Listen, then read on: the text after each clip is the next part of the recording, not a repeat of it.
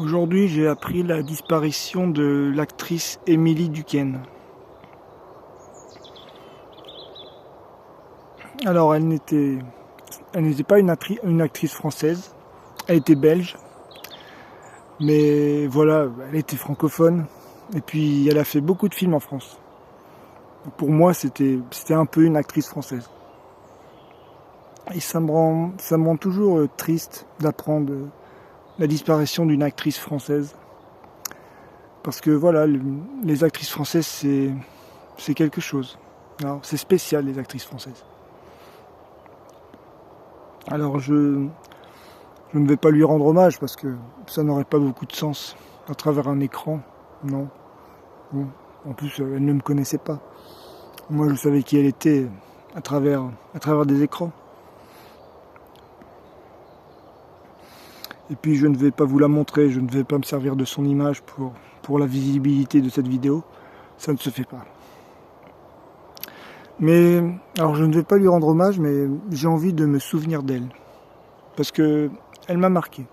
Elle m'a marqué. Car c'était une actrice française. Pour moi, c'était une actrice française, même si évidemment, elle était belge, mais elle s'inscrivait dans la grande tradition des actrices françaises. Pourquoi ?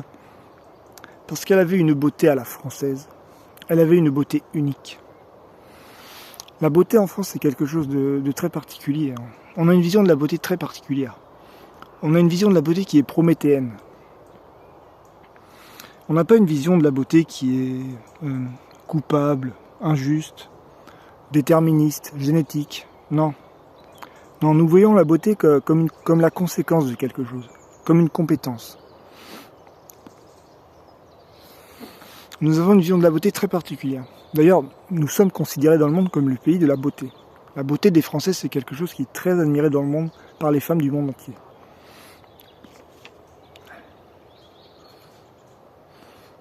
On l'a un petit peu oublié.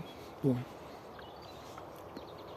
Peu importe, puisque les Françaises restent les plus belles femmes du monde. Alors je ne sais pas si elle va recevoir une pluie d'hommages, je ne pense pas.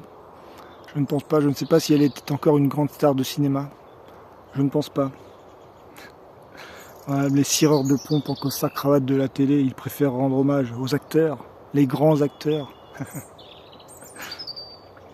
Forcément, voilà, le cinéma c'est un art très spectacularisant, très performatif. Ça a tendance à favoriser le masculin sur le féminin. Même si en France, normalement, on a une particularité. Le cinéma français a tendance à plus admirer les actrices que les acteurs. Alors ça c'est pareil, c'est un truc qu'on a un petit peu oublié parce que voilà, aujourd'hui, j'ai l'impression que on admire un peu plus les acteurs que les actrices. Bon, c'est dommage. Avant, c'était pas comme ça. Bon, encore un truc qu'on a un petit peu oublié. Bon, peut-être que ça remontera.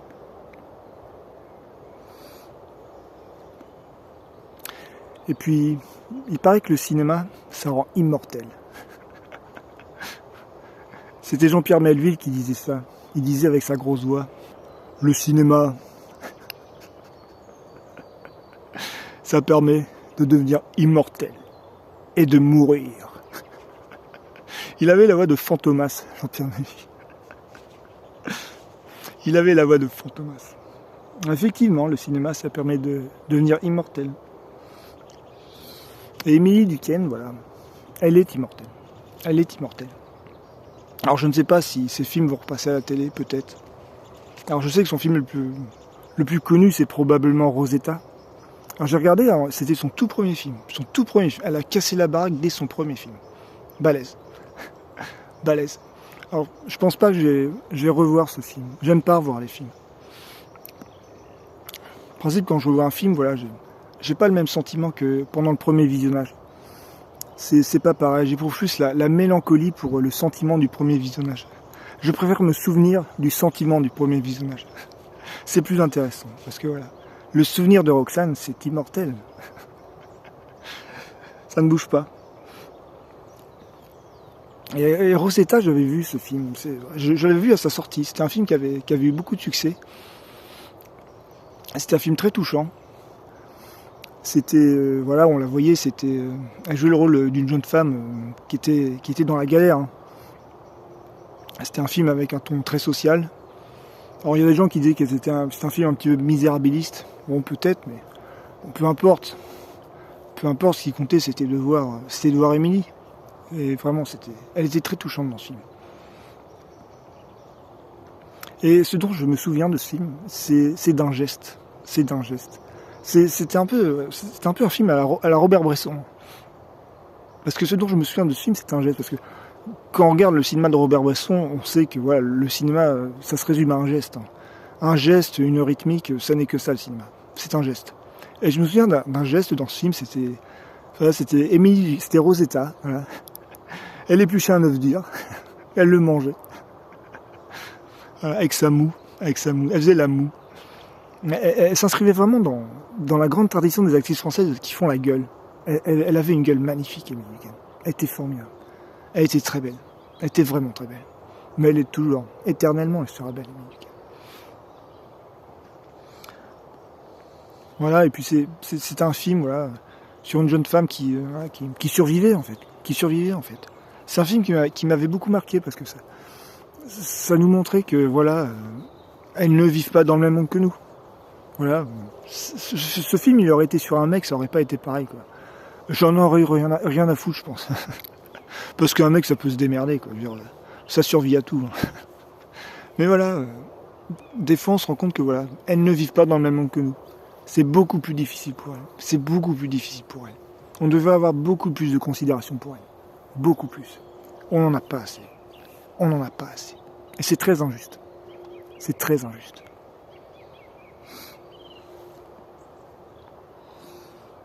Alors, je ne sais pas s'il sera rediffusé à la télé.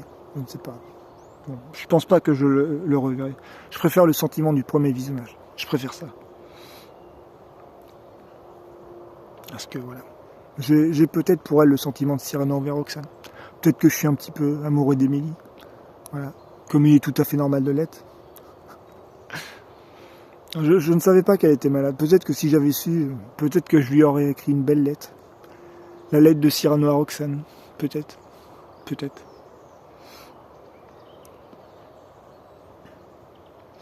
Et puis, juste après Rosetta, elle a fait un autre film aussi, dont je me souviens. Et c'était vraiment un film qui n'avait rien à voir. C'était Le Pacte des loups. Pareil, c'était un film de mon adolescence. C'est un film dont je me souviens. C'était un film complètement bordélique. C'était vraiment un mélange des genres complètement improbable. C'était une espèce de film historique, de film d'horreur, de film d'action. Il y avait presque une esthétique manga dans ce film. C'était très bizarre comme film. Quand j'ai regardé les films, j'étais pas sûr si j'avais aimé ce film. Je savais pas. Et elle était dans ce film. Elle a passé de Rosetta à une super production, Le Pacte des loups. C'était, dès le départ, elle a tout cassé, Émilie. Elle a tout cassé. Et puis, dans ce film, je me souviens de ce film. Bon, la plupart des jeunes hommes étaient allés voir ce film pour Monica Bellucci, parce que dans le film, il y avait Monica Bellucci. Et Monica Bellucci, voilà, c'est un avion de chasse, hein, d'accord. Voilà, Monica Bellucci, c'est quelque chose. Et elle était dans le même film. On pourrait se dire que, voilà, à côté de Monica Bellucci, voilà, n'importe quelle actrice se sentirait dans une place peu flatteuse, hein, d'accord. Eh bien non. Dans le Pacte des loups, Émilie, elle était parfaite. Elle a volé la vedette à Monica Bellucci. Mais vraiment. Genre, dans le film, on la voyait, elle avait un chapeau tricorne, elle était sur un cheval avec son fusil à la poursuite de la bête du Gévaudan. Voilà, elle faisait l'aventurière en fait. C'était une petite Jeanne. Une Jeanne mignonne comme tout. Elle était très belle. Et pour moi, la star du film, c'était elle. Hein. C'était elle, parce qu'à côté, il y avait des mecs qui faisaient des pirouettes. Ils étaient ridicules, d'accord.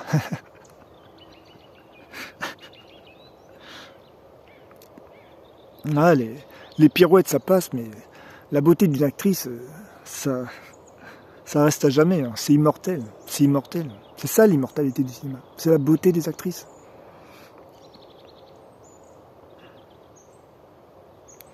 Alors voilà, donc c'est pas un hommage, quoi. Je me souviens d'elle.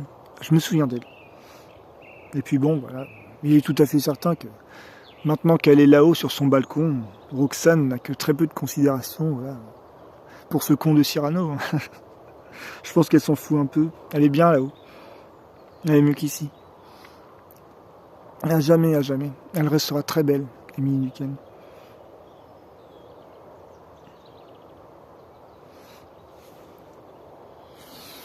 Et puis bon, moi aussi je suis un peu immortel, hein, parce que moi je suis Cyrano.